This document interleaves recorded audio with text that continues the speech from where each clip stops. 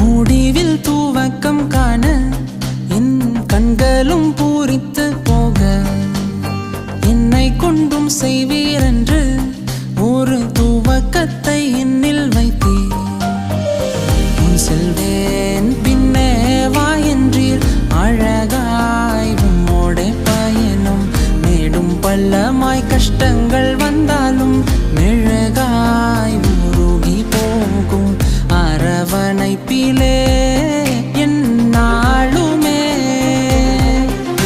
என் கோலையெல்லாம் துளிர்க்க செய்தி என்னையும் தெரிந்தீரே.